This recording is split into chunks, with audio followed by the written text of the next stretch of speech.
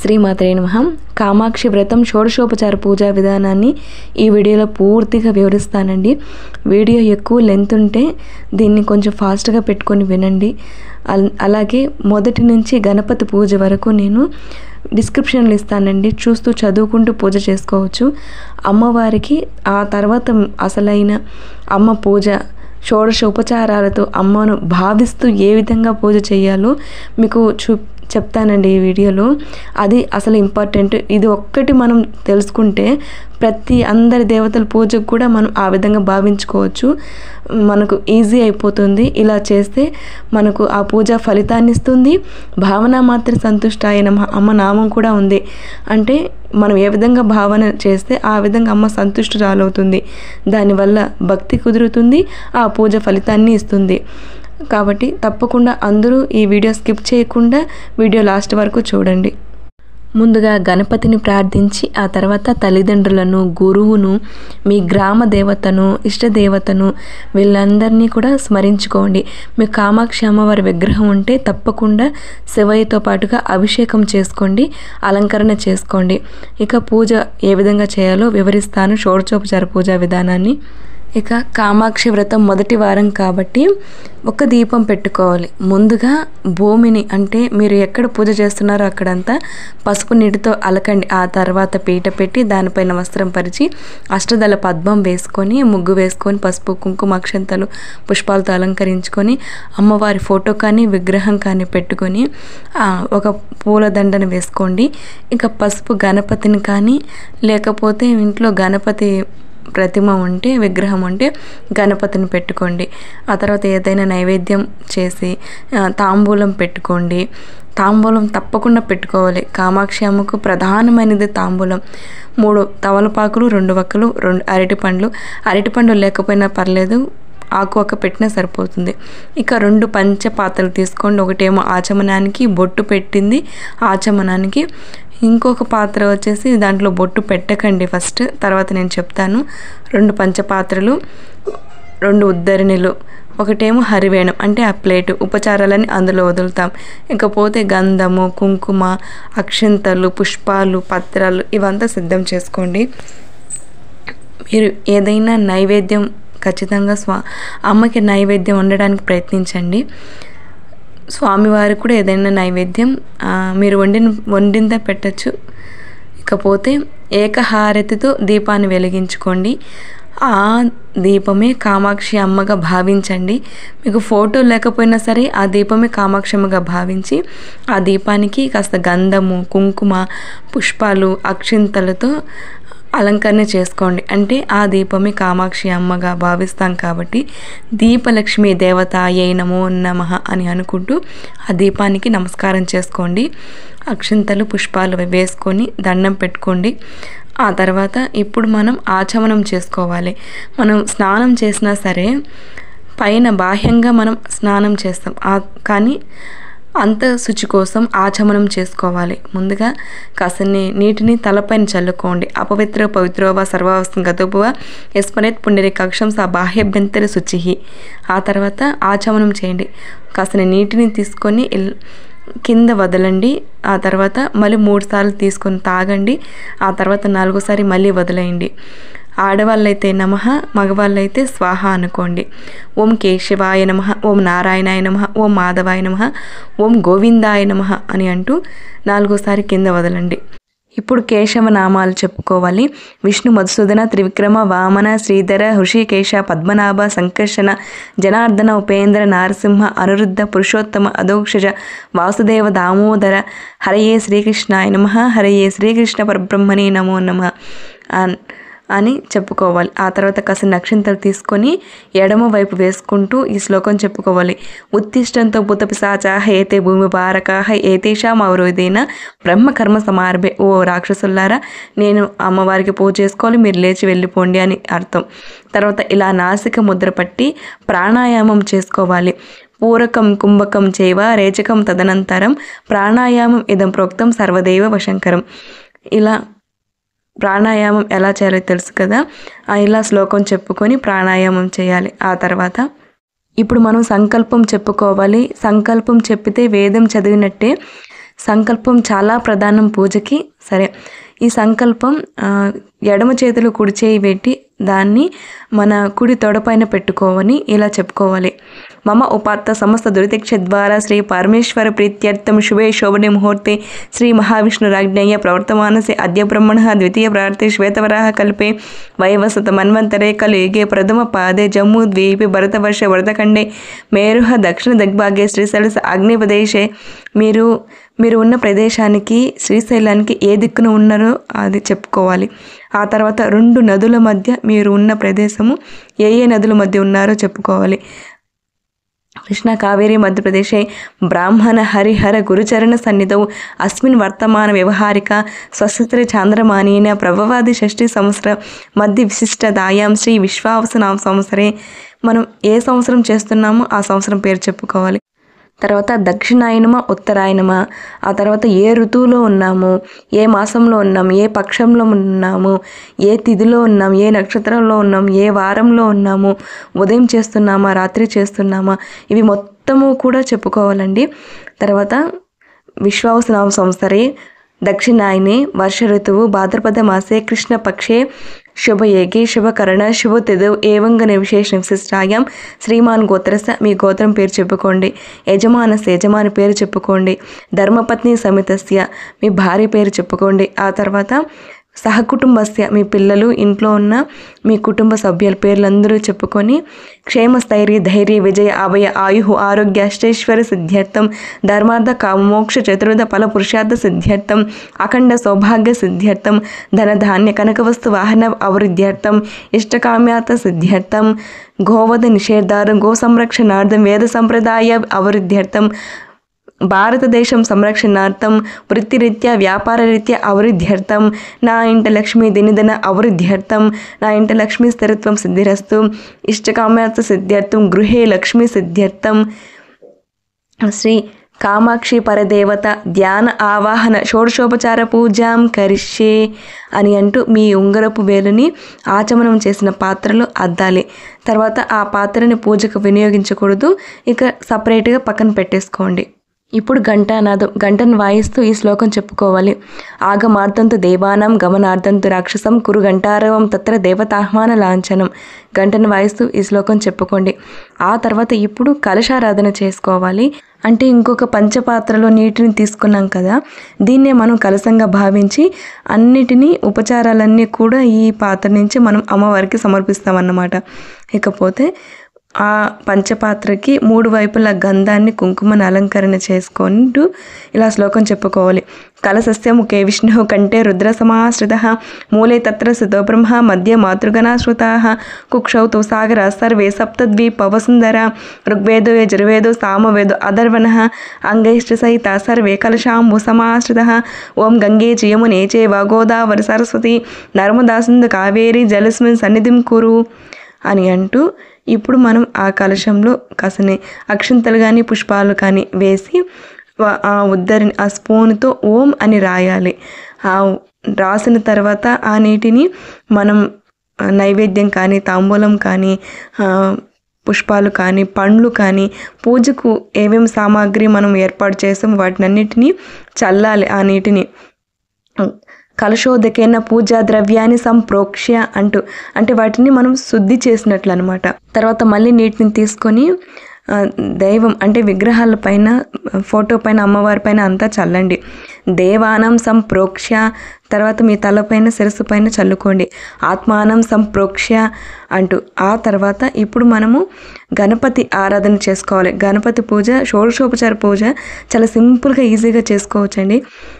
ఈ ప్రతి పూజకు ఇలా చేసుకుంటే ఎటువంటి వ్రతాలకైనా పూజలకైనా పండగలకైనా ఆటంకాలు రాకుండా మనం పూజ చేసుకోవచ్చు ఇలా గణపతిని ఆరాధించినట్లయితే.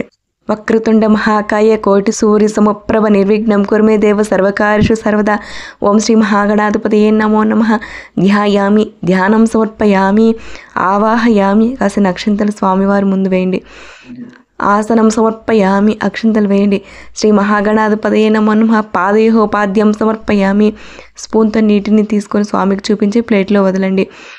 శ్రీ మహాగణాధిపతయే నమః శ్రీయోర్ఘ్యం సమర్పయామి, నీటిని వదలండి.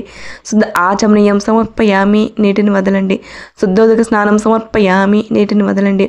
స్నానానంతరం శుద్ధ ఆచమనం సమర్పయామి, నీటిని వదలండి. యజ్ఞోపవితం సమర్పయామి, నీటిని వదలండి. శ్రీ మహాగణాధిపతయే నమో నమః వస్త్రయుగ్మం సమర్పయామి, నీటిని వదలండి. వస్త్రయుగ్మ ధారణానంతరం శుద్ధ ఆచమనం సమర్పయామి, నీటిని వదలండి. శ్రీ మహాగణాధిపతయే నమో నమః దివ్యశ్రీ చందనం ధారయామి. కాస్త ఒక పుష్పం తీసుకొని గంధం మధ్య ఆ పుష్పాన్ని సమర్పించండి స్వామివారికి. గంధాంధారయామి. ఇప్పుడు పుష్పాలు స్వామివారికి సమర్పిస్తూ నామాలు చెప్పుకోండి. మహాగణాధిపతయే నమః పుష్పాన్ని సమర్పయామి. ఓం సుముఖాయ నమః వివేకదంతాయ నమః కపిలాయ నమః గజకర్ణాయ నమః లంబోదరాయ నమః వికటాయ నమః విఘ్నరాజాయ నమః ధూమకేతువే నమః పాలచంద్రాయ నమః గజాననాయ నమః హేరంబాయ నమః స్కందజాయ నమః స్కందపూర్వజాయ నమః గణాధిపాయ నమః గణాధ్యక్షాయ నమః వక్రతుండాయ నమః ఓం శ్రీ మహాగణాధిపతయే నమో నమః నానావిధ పరిమళ పత్ర పుష్ప పూజ్యం సమర్పయామి. తర్వాత ధూపం. మీరు ధూపం కానీ హారతి కానీ మొత్తం కూడా ఈ ఏకహారతిలోనే వెలిగించుకోవాలి. ధూపమగ్రాపయామి. ధూపం వేయండి. దీపం దర్శయామి. దీపం చూపించండి. నైవేద్యం సమర్పయామి. ఏదైనా పండు కానీ బెల్లం కానీ ఏదైనా మీరు వండిందైనా సమర్పించవచ్చు స్వామివారికి. నైవేద్యం సమర్పయామి. ప్రాణాయ స్వాహ ఉదానాయ స్వాహ పానాయ స్వాహ వ్యానాయ స్వాహ సమానాయ స్వాహం శ్రీ మహాగణాధిపతయే నమో నమః నైవేద్యం సమర్పయామి. చేతులతో చూపించండి. తర్వాత మధ్యదక పానీయం సమర్పయామి. నీటిని చూపించి పక్కన వదలండి. పాద ప్రక్షాళయామి. హస్త ప్రక్షాళయామి. ఆచమనం సమర్పయామి. మళ్ళీ నీటిని చూపించి 3 సార్లు వదలండి. తర్వాత తాంబూలం సమర్పయామి. నీటిని చూపించి పక్కన వదలండి. తాంబూలానంతరం శుద్ధ ఆచమనం సమర్పయామి. నీటిని చూపించి పక్కన వదలండి. తర్వాత కర్పూర హారతి నీరాజనం సమర్పించండి. నీరాజనానంతరం శుద్ధ ఆచమనీయం సమర్పయామి. నీటిని చూపించి పక్కన వదలండి. ఆ తర్వాత కాసిన పుష్పాలు తీసుకొని స్వామివారికి మంత్రపుష్పం సమర్పయామి అంటూ పుష్పాలు వేసుకోండి. ఆ తర్వాత ఛత్రమాచ్ఛాదయం చామరమీచయం గీతమాశ్రావ్యం ఆందోళికనార్హయం అశ్వానార్హయం గజానార్హయం రథానార్హయామి సమస్త రాజోపచార దేవోపచార భక్తోపచార శక్తిోపచార పూజ మనసాస్మరామి అని అంటూ మళ్ళీ కాసిన నక్షత్ర పుష్పాలు వేసి స్వామివారి ముందు వేసి నమస్కారం చేసుకోండి. తర్వాత శ్రీ మహాగణాధిపతి ప్రసాదం శిరసాగ్రణామి. అక్కడ వేసిన నక్షత్ర పుష్పాలు మీరు మీ శిరస్సు పైన వేసుకొని నమస్కారం చేసుకోండి. ఇప్పుడు మనం అమ్మవారికి పూజ చేసుకుందాం. శ్రీ కామాక్షి దేవ్యై నమో నమః ధ్యాయామి. ఎప్పుడు కూడా ఏ పూజ చేసినా దంపత సహితంగా చేసుకోవాలి. మనము చెప్పేటప్పుడు చెప్పకపోయినా కూడా భావన మాత్రం దంపతులు అంటే అమ్మవారికి అయ్యవారికి కూడా కలిపి మనం పూజ చేసుకోవాలి. శ్రీ కామాక్షి దేవ్యై నమః ధ్యాయామి. మన ఇంటి గుమ్మం ముందర స్వామివారు అయ్యవారు ఇద్దరు వచ్చి వాళ్ళ ఏ రంగు వస్త్రాలు కట్టుకున్నారు, అలాగే వాళ్ళ నగలు కానీ అలంకరణ కానీ మొత్తము కూడా భావన చేయాలి. ధ్యాయామి ధ్యానం సమర్పయం ఆవాహయామి. లోపలికి రండి అని పిలవాలి. అప్పుడు అక్షంతలు వేసుకోవాలి. వాళ్ళు ఏ విధంగా నడుస్తూ వస్తున్నారు భావించాలి. నవరత్న ఖచ్చిత సింహాసనం సమర్పయామి. నవరత్న ఖచ్చితాలతో అటువంటి సింహాసనాన్ని సమర్పించాలి. వాళ్ళు ఆ సింహాసనంలో కూర్చున్నట్టు భావించాలి. అంటే నిజంగా కాదు కదా, మనం భావన చేయాలి అంతే. అంటే మనం వేసిన ఆ పీట పైన వాళ్ళు వచ్చి కూర్చున్నట్టు అనమాట. అంటే భావన ఏ విధంగా చేయాలి అంటే రత్నాలతో కూడిన సింహాసనం మీద కూర్చున్నట్టు భావించాలి. తర్వాత శ్రీ కామాక్షి దేవ్యై నమో నమః పాదయోపాద్యం సమర్పయామి. అంటే ఇప్పుడు స్వామివారికి అయ్యవారికి ఇద్దరికీ కూడా మనం పళ్ళాళ్ళు పెట్టి వారి యొక్క పాదాలను కడిగినట్టు భావించాలి.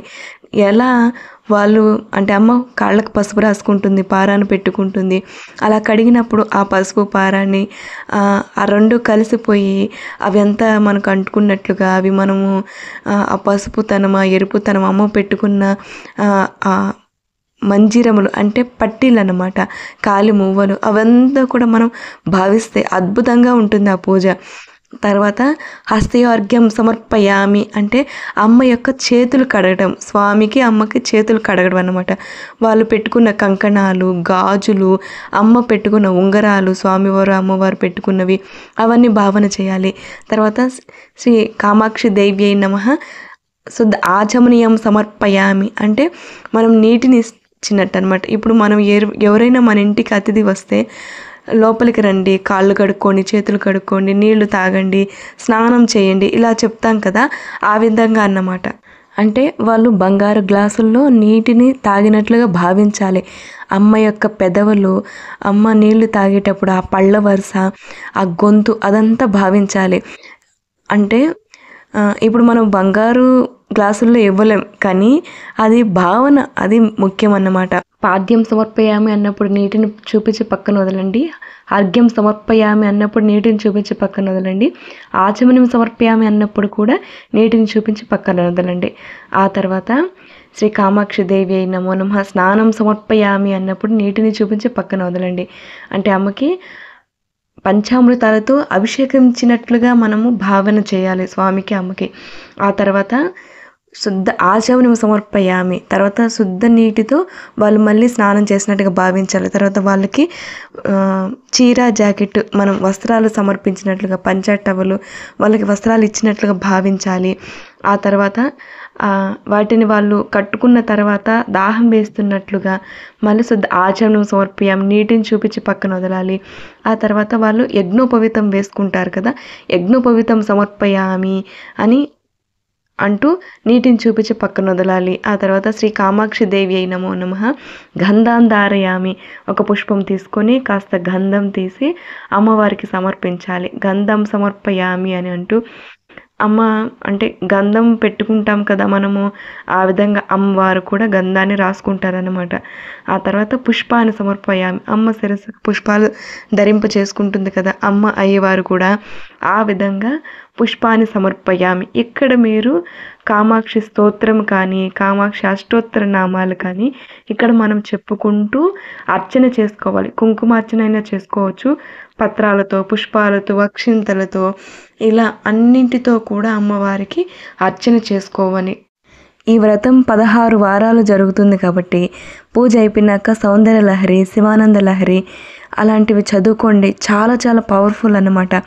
ముఖ్యంగా మూక పంచశతి, ఇది ముఖ్యంగా కామాక్షి అమ్మను దర్శించి ఒక మూగవాడు అమ్మ యొక్క కటాక్షం చేత 500 శతకాలు రచించాడు. మీరు ఎవరైనా మూక పంచశతి అలవాటు ఉంటే అది తప్పకుండా చేసుకోండి. మూక పంచశతి మాత్రం ఈ అర్చన చేసుకుంటూ కూడా మూక పంచశతి 16 వారాలు కదా, కొన్ని అంటే మీకు కౌంట్ని బట్టి ఎన్ని వారాలు అవుతాయి అని తెలుసుకొని చదువుకున్నారనుకోండి, ఈ వ్రతం పూర్తయ్యే లోపల ఆ శ్లోకాలు పూర్తయ్యే విధంగా మనం పారాయణ చేసుకోగలిగితే అది ఇంకా అద్భుతమైన ఫలితాన్ని ఇస్తుంది.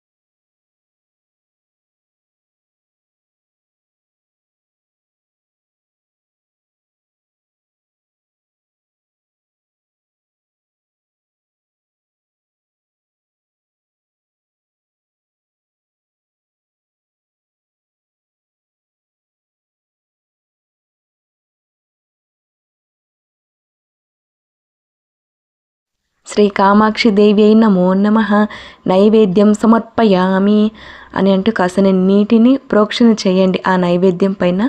ఆ తర్వాత ప్రాణాయ స్వాహ, ఉదానాయ స్వాహ, అపానాయ స్వాహ, వ్యానాయ స్వాహ, సమానాయ స్వాహ, బ్రహ్మణే నమః. శ్రీ కామాక్షి దేవి అయి నమో నమః మధ్యోదక పానీయం సమర్పయామి. కాసిన నీటిని తీసి అమ్మకు చూపించి పక్కన ప్లేట్లో వదులుకోండి. శ్రీ కామాక్షి దేవి అయి నమో నమః అంటే మధ్యలో మనం నీళ్లు తాగుతాం కదా, గొంతు పట్టుకుంటుంది, ఆ విధంగా అలానే అమ్మ గొంతు పట్టుకుంటుంది అనుకోవద్దండి. మనము మధ్యలో నీళ్లు తాగుతూ అమ్మ మనం పెట్టిన మహానైవేద్యాన్ని అమ్మ స్వీకరించినట్లు అన్నమాట. ఆ తర్వాత శ్రీ కామాక్షి దేవి నమో నమః. పాదయోః పాద్యం ప్రక్షాళయామి. నీటిని చూపించి పక్కన వదలండి. శ్రీ కామాక్షి దేవి నమో నమః. హస్తయో అర్ఘ్యం ప్రక్షాళయామి. నీటిని చూపించి పక్కన వదలండి. శ్రీ కామాక్షి దేవి నమో నమః. శుద్ధ ఆచమనీయం సమర్పయామి. నీటిని చూపించి పక్కన వదలండి. అంటే అమ్మ కాళ్ళు చేతులు కడుక్కొని మళ్ళీ నీళ్లు తాగినట్లుగా భావన చేయాలన్నమాట. ఆ తర్వాత కాసిన అక్షింతలు తీసుకొని తాంబూలం పైన వేసి శ్రీ కామాక్షి దేవి నమో నమః తాంబూలం సమర్పయామి అని అంటూ అమ్మవారికి తాంబూలం సమర్పించాలి. అమ్మ ఆ తాంబూలాన్ని స్వీకరించినట్టు నమిలినట్టు అది అంతా అమ్మ పెదవులంతా కూడా అమ్మ నోరు అంతా కూడా ఎర్రగా పండినట్లుగా భావన చేయాలి. ఇది చాలా విశేషం. అసలు మన జీవితం పండిపోతుందండి అమ్మ తాంబూలం చరవణం చేసిన భావన కనుక చేసినట్లయితే. తాంబూల పెట్టబట్టే మూక పంచశతి 500 శ్లోకాలు చెప్పగలిగాడు మూకుడు. కాబట్టి అమ్మవారికి తాంబూలం తప్పకుండా సమర్పించండి. ఆ తర్వాత నీరాజనం. ఇప్పుడు మనం కర్పూర హారతిని సమర్పించాలి అమ్మవారికి. ఇక్కడ కూడా మీకు ఏదైనా అమ్మవారి పాటలు ఏవైనా వస్తే పాటలు పాడుకుంటూ హారతి ఇవ్వండి. శ్రీ కామాక్షి దేవి నమో నమః. ఆనంద కర్పూర నీరాజనం సమర్పయామి. సంతత శ్రేరస్తు సంతత సన్మంగళాన్ని భవంతు. నిత్య శ్రేరస్తు నిత్య మంగళాన్ని భవంతు. ఆనంద కర్పూర నీరాజనం దర్శయామి. శ్రీ కామాక్షి దేవి నమో నమః అంటూ అమ్మవారికి హారతి ఇచ్చి ఆ తర్వాత శ్రీ కామాక్షి దేవి నమో నమః నీరాజనానంతర శుద్ధ ఆచమనీయం సమర్పయామి అంటూ నీటిని చూపించి పక్కన వదలండి. ఆ తర్వాత మళ్ళీ నీటిని తీసుకొని ఆ హారతి చుట్టూ తిప్పి అందులో వదలండి. ఇంకా నీళ్లు వదిలిన తర్వాత ఇంకా అమ్మవారికి హారతి చూపించకూడదు, మీరు కళ్ళకు అద్దుకోండి. ఆ తర్వాత శ్రీ కామాక్షి దేవి నమో నమః సువర్ణ దివ్య మంత్రపుష్పం సమర్పయామి అంటూ కాసిన అక్షింతలు పుష్పాలతో అమ్మకు సమర్పించండి. మంత్రపుష్పం సమర్పయామి అంటూ ఆ తర్వాత ఛత్రమాచ్ఛాదయామి చామరం విజయామి గీతమాశ్రావ్యామి ఆందోళికానార్హయామి అశ్వానార్హయామి గజానార్హయామి రథానార్హయామి సమస్త రాజోపచార దైవోపచార భక్తోపచార శక్తిోపచార పూజ్య మనసా స్మరామి. శ్రీ కామాక్షి దేవి నమో నమః అని అంటూ పుష్పాలు అక్షింతలతో అమ్మవారికి అర్చన చేసుకోండి. ఆ తర్వాత స్వస్తి ప్రజాభ్యః పరిపాలయంతాం న్యాయేన మార్గేణ మహీమహీష గోబ్రాహ్మణేభ్యః శుభమస్తు నిత్యం లోకా సమస్తా సుఖినో భవంతు. ఇంతేనండి పూజ. దీని తర్వాత మీరు లేచి మీ చుట్టూ 3 ప్రదక్షిణలు చేసుకొని అమ్మవారికి సాష్టాంగ నమస్కారం చేసుకొని మీ కష్టం మీ కోరిక అంతా కూడా అమ్మవారికి విన్నవించుకోండి. తర్వాత అక్కడ అమ్మకు చేసిన పూజలో పుష్పాలు అక్షింతలు కానీ తాంబూలం కానీ ప్రసాదం కానీ మీరు తప్పకుండా స్వీకరించండి. ఇంట్లో వాళ్ళకి అందరికీ పంచిపెట్టండి. ఆ తర్వాత ఈ దీపంకి సంబంధించి 16 వారాలు కదా. ఇప్పుడు మొదటి వారం కాబట్టి ఒక దీపం పెట్టాం. 2వ వారం 2 దీపాలు, 3వ వారం 3 దీపాలు, అలా 4వ వారం 4 దీపాలు, అలా పెట్టుకుంటూ 16 వారాలు 16 దీపాలు పెట్టుకోవాలన్నమాట. 16వ వారం పూర్తయిన తర్వాత దేవాలయానికి వెళ్తే మంచిది. ఇకపోతే మట్టి దీపాలు ఒక్కసారి మనం మట్టి దీపములు వెలిగించిన తర్వాత వాటిని మళ్ళీ శుభ్రం చేసి వాడుకోకూడదు. అవి ఆ దీపాలను మనం దేవాలయంలో టెంపుల్లో వెలిగించుకోవచ్చండి. ముఖ్యంగా మనము మామూలుగా పూజ అని అంటే 2 దీపాలు తప్పకుండా పెట్టుకోవాలి. ఒంటి దీపం ఎప్పుడు పెట్టకూడదు. కానీ ఇది వ్రతం కదా, దాంతోపాటు మనం నిత్య పూజ తప్పకుండా చేసుకోవాలి. నిత్య పూజలో మనం 2 దీపాలు వెలిగించుకుంటాం కదా, కాబట్టి అవి దోషం ఉండదు. ఆల్రెడీ అవి 2 దీపాలు వెలిగి ఉంటాయి కాబట్టి ఇక్కడ మనం సపరేట్గా అమ్మకు వ్రతం చేసుకుంటున్నాం కాబట్టి ఒక దీపం పెట్టుకోవచ్చు. ఇదే పూజని మీరు టెంపుల్లో కనుక చేసినట్లయితే మొదటి వారం అయినా సరే 2 దీపాలు పెట్టుకోవాలి.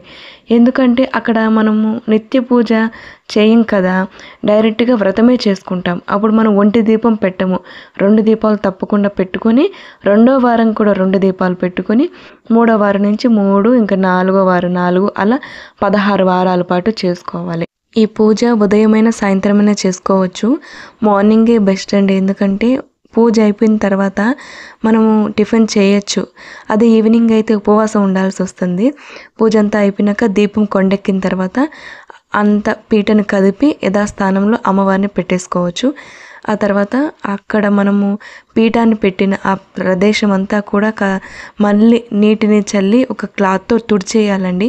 ఎందుకంటే మనం పసుపు కలిపి పూస్తాం కదా, అమ్మను పెడతాం కదా, మళ్ళీ దాన్ని తొక్కకూడదు ఎవ్వరూ కూడా. అంతా శుచిగానే చేసుకోవాలి. నియమాలు పాటిస్తూ భక్తి శ్రద్ధలతో అమ్మను ఆరాధిస్తే ఖచ్చితంగా కంచి కామాక్షి దర్శన భాగ్యం తప్పకుండా కలుగుతుందండి. మీ కష్టం మీ కోరిక తప్పకుండా కలిగి తీరుతుందండి. ఒకవేళ మాకు దర్శనం కలగలేదు కానీ, మా కోరిక తీరలేదు కానీ అని అనుకుంటే, ఒకటి భక్తిగా అన్న మనం చేయకుండా ఉండాలి, లేదు అంటే నియమాలు పాటించకుండా ఉండాలి, అది లేదు అంటే మన కర్మ ఎంతగా కరడుగట్టుకుపోయిందో అది కూడా ఆలోచించుకోవాలి మనం. అలాంటప్పుడే ఇంకా భక్తి శ్రద్ధలతో ఇంకా ఎన్నిసార్లు వీలైతే అన్నిసార్లు చేయగలగాలి. అది ఈ పూజ చాలా విశేషమైనది. ఇంకొక రహస్యం చెప్తాను. సాక్షాత్ లలితా పరాభట్టారకి ఈ కామాక్షి భండాసురుని వధించిన తర్వాత బాలస్వరూపంలో కంచికి వచ్చి కామాక్షిగా మారి భక్తులను అనుగ్రహిస్తుంది తల్లి. ఎందుకు ఇంతగా చెప్తున్నాను అంటే కామాక్షి గురించి, తల్లి కామాక్షి కోరికలు తీర్చేది. చివరికి కోరికలు లేని దానిగా మారుస్తుంది అమ్మ. అంటే కైవల్యాన్ని ప్రసాదిస్తుంది అటువంటి తల్లి. అందుకే ఇంతగా చెబుతున్నాను. శ్రీమాత్రే నమః.